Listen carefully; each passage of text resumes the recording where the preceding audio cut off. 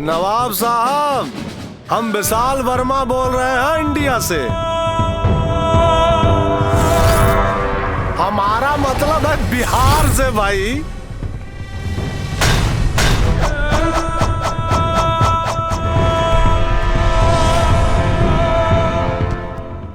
आपके भाई सुल्तान की मौत का तो दुख है ही हमको, साथ साथ हमको अपना बेइज्जती का भी दुख है। अब किसी तरह अपना कुर्सी तो बचा ली और एसपी से कमिश्नर बन गए। और एक बात और नवाब साहब, एगो कहावत तो सुने ही होंगे आप कि कुत्ता का दुम अगर 12 साल बंदूक के नली में डाल के रखो ना, तो जब भी निकालिएगा ससुर टेढ़ी की टेढ़िया रहेगी। वाह वाह कौन बोलेगा बे, हमारा बाप। वाह वाह वाह वाह वाह वाह। बस ज्यादा नहीं, रिवेंज ड्रामा है, औकात में रहो।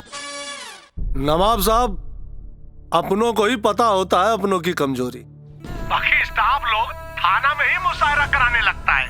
तो ठीक है, थाने में हो या मुशायरे में, एक बार उस राजा हिंदुस्तानी का पता बता दो, खुदा कसम हिंदुस्तान आके उसे खाक में मिला देंगे। ये वादा रहा। आप पाकिस्तान से बम लेकर आइए और धमाके का जगह हम बताएंगे आपको, वो इंतजाम हम कर देंगे। ठीक है, प्रणाम। वाह वाह वाह वाह वाह वाह। ससुर जिंदगी भर वाह वाह वाह वाह ही करते रहोगे। हवलदार से ऊपर जाना है कि नहीं जी? वाह वाह वाह वाह। एक कविता तो बनती है गुरु, है हो सावधान लो धनुष बाण, अब वीर सामने आ जाओ, यदि छत्राणी का दूध पिए तो लड़कर घोड़ा ले जाओ। वाह वाह वाह वाह। प्रणाम दयानंद भाई। हाँ सलाम खुर्शीद भाई, सलाम। ए दयानंद भाई, पूरा गांव जवान में हल्ला बा कि तू दादा बोले वाला बारा। सही पकड़े है खुर्शीद भाई, लेकिन रउआ भी तो दादा कहलाई। अरे दादा कैसे कहलाई है? अरे नाना ना कहलाई बा। सही पकड़े हैं। रुखसार। वाह वाह बेटा वाह, कमाल करत बड़ा। पहले घरे में आवत रहला तब माई बाबू के आवाज देत रहला, अभी बापो ना बनला त रुखसार रुखसार करे लगला। अरे बाबूजी। प्रणाम। खुश रहा खुश रहा। प्रणाम भाई। खुश रहा बेटा। प्रणाम खुशी चा। अरे खुश रहा खुश रहा। अब देखी रवा भी तो अपना बाबूजी के भुले ले खाम। एकदम सही पकड़े हैं बेटा। हाँ, अपन मर्द की खेला ओकर मेहरारू से ज्यादा और केहू ना जान सकेला। बेटा जब तू हमरा पेट में रहला नु, तब तुहरी मुच्छड़ बाप नौकरी छोड़ के सोयरी पुताई तक अंदरे रहत रहलन। हाँ जय बाबूजी। ए दयानंद भाई, अपन घर में अपन बेइज्जती तूहे कराबो। हम चलो ताली बगाली में, चलो ये वजह मिलब। हाँ जा जा, मुसीबत में तो अच्छा अच्छा लोग साथ छोड़ देलन, तू कौना खेत के मूली बड़ा। लेकिन एक बात बता दी तहरा के, माई घरे में रह के भी अपना बेटा के उतना अच्छा तरह से ना समझेली जितना बाप दूर रहला के बाद भी अपना बेटा के समझेला। ना बाबूजी, बाकी दुनिया से 9 महीना ज्यादा एगो मतारी अपना बेटा के जाने ले। का माई सही कहानी है ना? एकदम सही पकड़े है बेटा। अरे ई बाकी ई इमोशनल सिचुएशन थोड़ी ना बा, ई तो खुशी के माहौल बा। अरे हमार पढ़ाई के लिए भी आ। ए रुखसार। हाउ बड़े रुखसार। अरे जिया हमर करेजा, बधाई हो। ई कुल कानूनी माई बने वाला बाड़ू। रउआ छोड़ी।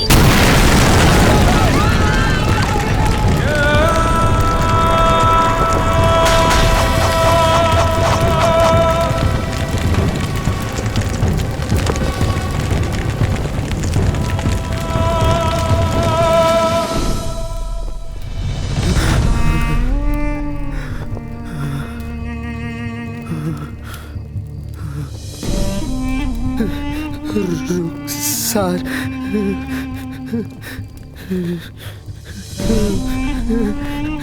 बाबूजी।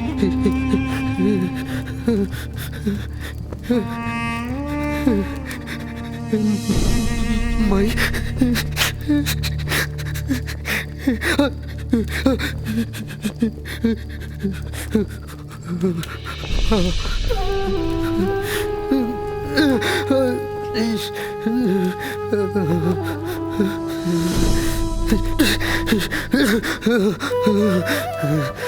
भगवान जी, अगर हमार दोसर मनुष्य में जन्म हो की त ई हिंदुस्तान में होके, काहे से कि यहाँ की मिट्टी से उपजल फसल सोना और मतारी के कोख से जन्मल वीर औलाद भगत सिंह, चंद्रशेखर आजाद, सुभाष चंद्र बोस और मंगल पांडे जैसन क्रांतिकारी होलन। हिंदुस्तान जिंदाबाद।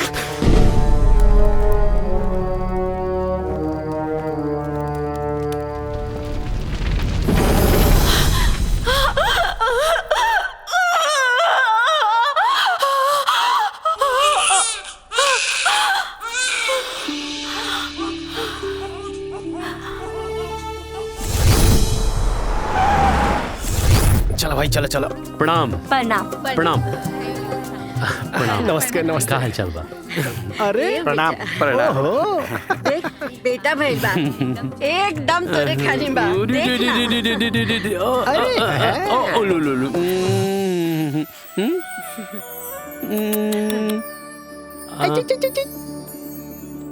दुर्गा, देखा, हमनी के बेटा लाखों में ना करोड़ों में एक बा। जी सरकार की ओर से करोड़ रुपया का फंड आइल बा। हाँ, आज्ञा दी तो छठियारी में लाख रुपया का पार्टी करवा दी। सरकार के पैसा जनता खातिर बा और जनता के ही काम आई। और हमार मेहनताना की जो तनख्वाह आवेला ना, ओसे हमार बेटा के छठियारी के भोज भात कराई। न खाइम और न केहू के खाए देब। अब कोची कीजिएगा, आदत इतना बिगड़ गया है नवाब साहब, क्या वफादारी में नहीं गद्दारी में मजा आता है। ले जाइए अपने तीनों बंदे। चलिए। भाईजान, मुझे भी पाकिस्तान लेके चलिए, नहीं तो यहाँ के लोग मुझे देशद्रोही बोल बोल के मेरी जान ले लेंगे। तुम्हें? अगर हम तुम्हें पाकिस्तान ले गए तो हमारे मुल्क की तो तौहीन हो जाएगी। जो गद्दार अपने मुल्क का नहीं हुआ, वो हमारे मुल्क का कैसे हो सकता है?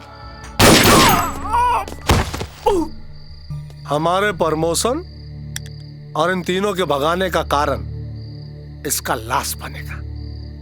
क्या करें नवाब साहब, सरकार को हमें भी तो जवाब देना पड़ता है। जाइए। चलिए, खुदा हाफिज। अच्छा, प्रणाम।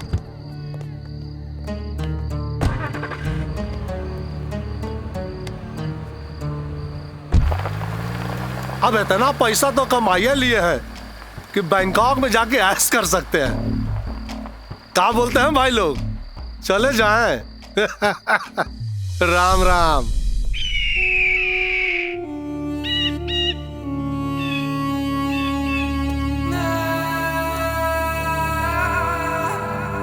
मैं सुल्तान, उससे कई ज्यादा डर सुल्तान का होना चाहिए।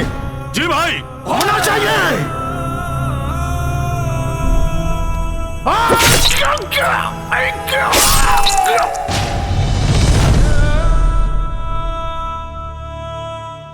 भाईजान, जिस राजा हिंदुस्तानी ने आपको अपने मुल्क की मिट्टी में मिलाया, मैंने उसे और उसके पूरे परिवार को उसी की सरजमी पर खाक में मिला दिया। आज से आपका छोटा भाई आपके ख्वाबों को पूरा करेगा।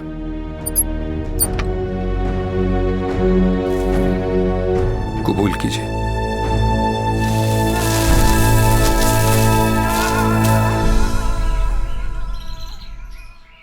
नूर बाबा, उधर देखो देखो देखो देखो, हरे हरे परिंदे हमारी नूर का इस्तकबाल कर रहे हैं। और वो देखो देखो देखो देखो, आप भी इनको आदाब कीजिए कीजिए।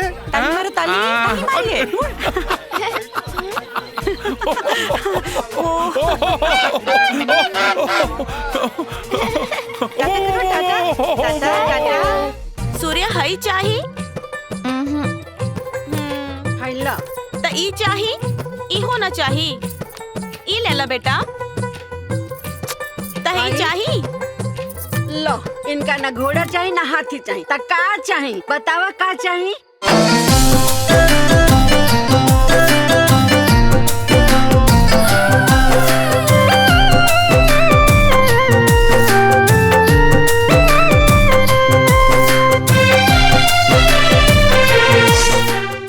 Click on the bell icon to get regular updates from Venus.